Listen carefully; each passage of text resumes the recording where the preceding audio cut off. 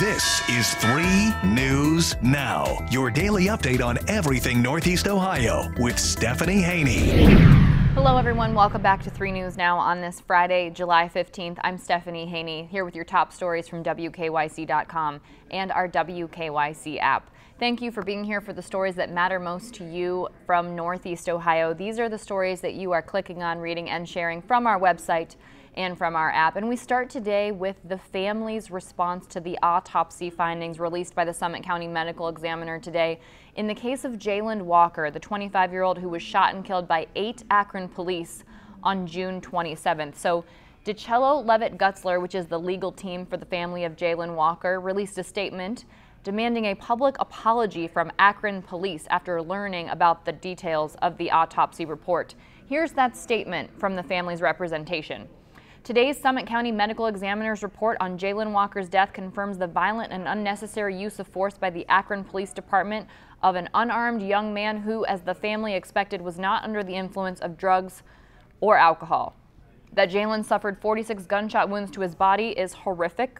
The fact that after being hit nearly 4 dozen times, officers still handcuffed him while he lay motionless and bleeding on the ground is absolutely inhumane. The family is devastated by the findings of the report and still awaits a public apology from the police department.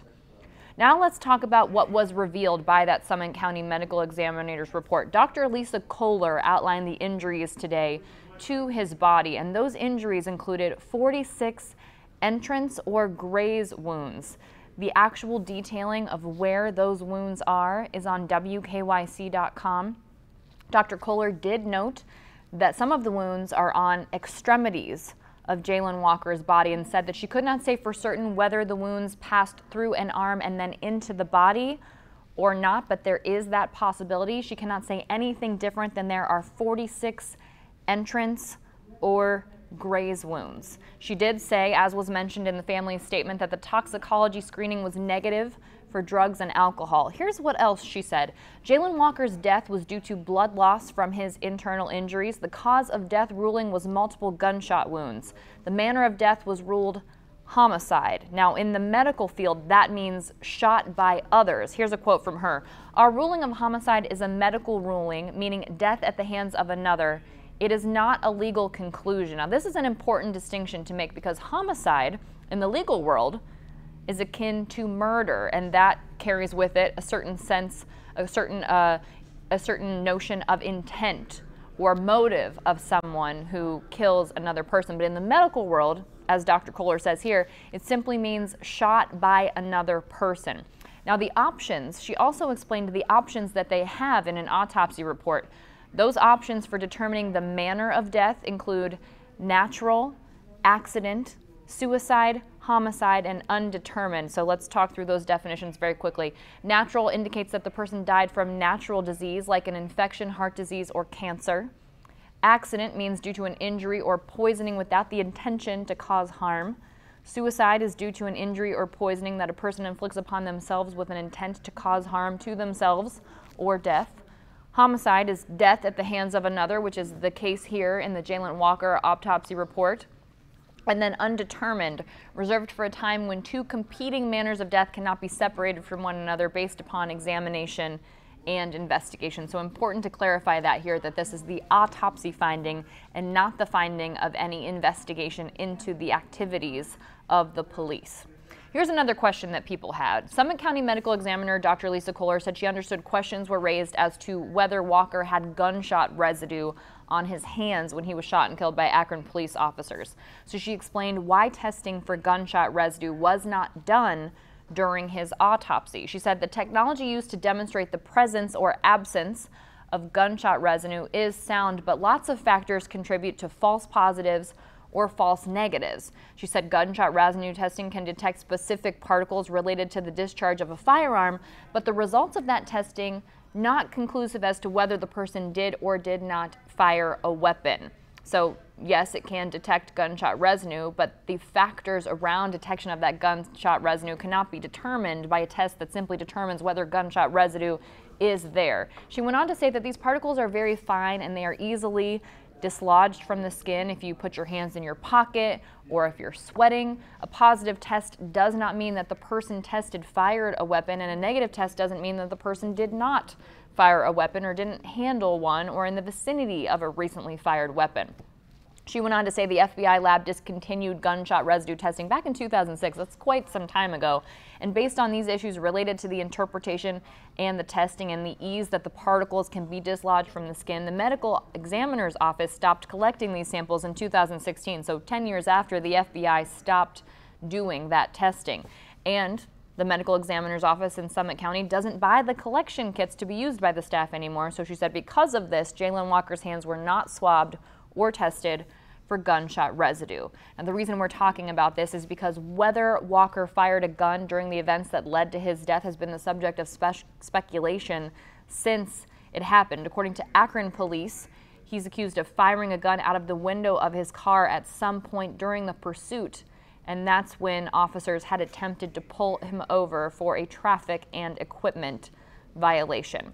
This is a developing story, of course, and we will keep you posted with everything that we have to bring you information about it on WKYC.com, on our app, on WKYC Plus, on Fire TV and Roku, and also on all of our television shows on 3.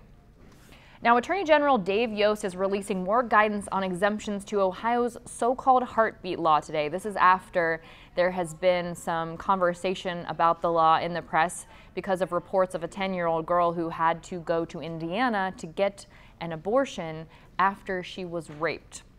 So Ohio Attorney General sent this guidance out today, and the first 2 exemptions are what he's talking about. These have been reported about before. If a doctor determines there is no fetal heartbeat, well, if there is no fetal heartbeat determined, that's an exemption because the crux of this law is whether cardiac activity can be detected.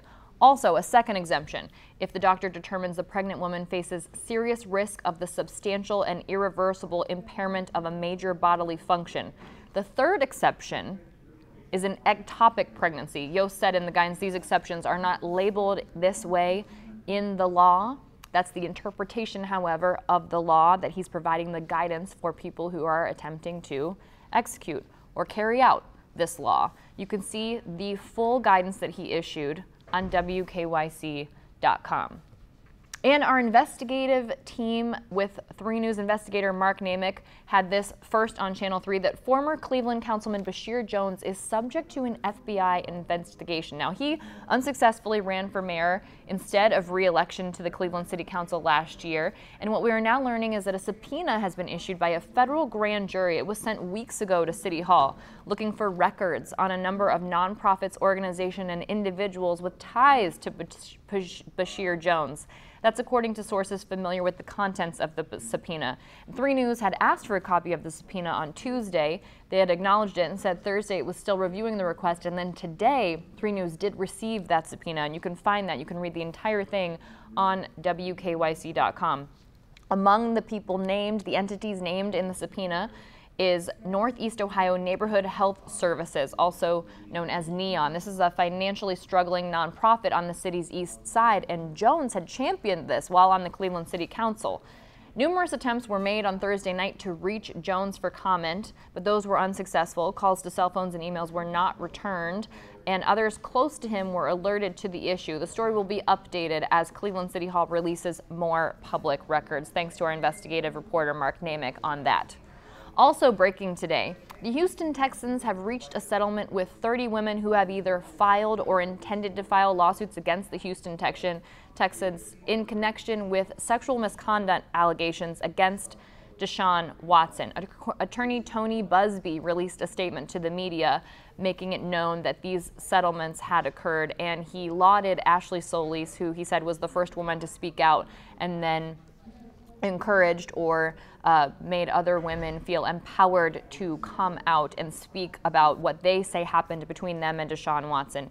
We are still waiting on the disciplinary hearing results from the NFL to see what happens in terms of his playing in the near future here for the Cleveland Browns, and Deshaun Watson has denied any wrongdoing throughout this. So the settlement comes less than a month after he first announced a lawsuit. Tony Busby first announced a lawsuit against the Texans alleging that they had enabled Watson's behavior. Now, the Texans did release a statement about settling these 30 lawsuits, and that statement reads in part, This is not an admission of any wrongdoing, but instead a clear stand against any form of sexual assault and misconduct. And you can read the full statement from both Tony Buzbee and the Texans on WKYC.com. Now let's turn to sports news that's actually a lot lighter. Last month, the Cavaliers unveiled a new color scheme, and we will be seeing a new look at what their uniforms will look like. That's coming on Monday, July 18th. So you have the weekend to think about it, and we'll see those on Monday. They teased the unveiling with a video posted on social media. It showed the Cleveland Browns All-Pro defensive end Myles Garrett and All-Star point guard Darius Garland. It seemed like they were looking down at the Cavs' new jerseys, and in the video, it seems like Myles Garrett gave a stamp of approval. He said, "That's nice," in the video, while warming up with the Cleveland's Summer League team in Las Vegas. This was on Sunday, throwing down, some dunks and really kind of making a show of it on the court. So we don't yet know what the new uniforms will look like. We will know on Monday, but what we do know is what we know about the new logo and the color scheme. The primary color will still be wine, but that mustard-like gold is getting replaced with a more metallic shade of gold, and they're dropping navy, so no more navy. So the colors will be wine, gold, and black, and we will see on Monday what that will look like. And if you were following our story yesterday about Grammy-winning singer, performer, artist Bruno Mars being in Cleveland bartending, looks like he was doing a little tour of Cleveland. We spotted him on social media in several other places around town. He was at the Marble Room, for example, really kind of getting a flavor for the land. So Bruno Mars, we hope you enjoyed your stay in Cleveland. Finally, before we go here, the St. Paul Greek Orthodox Church's 2022 Grecian Festival is back this weekend. First time it'll be here in full force since the pandemic. It's today through the 17th, so all weekend long in North Royalton. The address is 4548 Wallings Road. There will be dancing, there will be live music, there will be all kinds of food. So it runs from 11 a.m. to 11 p.m. Friday and Saturday, and 11 a.m. to 8 p.m. on Sunday. Parking and admission are free. You'll just have to pay for your snacks if you want to get them. And there will be lots of opportunities. There will be lamb shanks, gyros, stuffed peppers, pistachio, spanakopita, which I recently had for the first time, and it is delicious. Also eggplant, and I'm told lots of sides, lots of pastries, and also octopus, which I'm thinking falls into the category of pescatarian, so I may be trying some octopus because I will be there this afternoon during our 5 o'clock show to give you your first look at what's going on at the Grecian Festival in North Royalton. All right, that's it for your 3 News Now update today for Friday, July 15th. I hope everyone has a wonderful weekend, and I will see you back here tomorrow with more 3 News Now. Thanks for listening to 3 News Now with Stephanie Haney from WKYC Studios. Subscribe now so you never miss an update, and find more on everything you heard here on WKYC.com and in the WKYC app.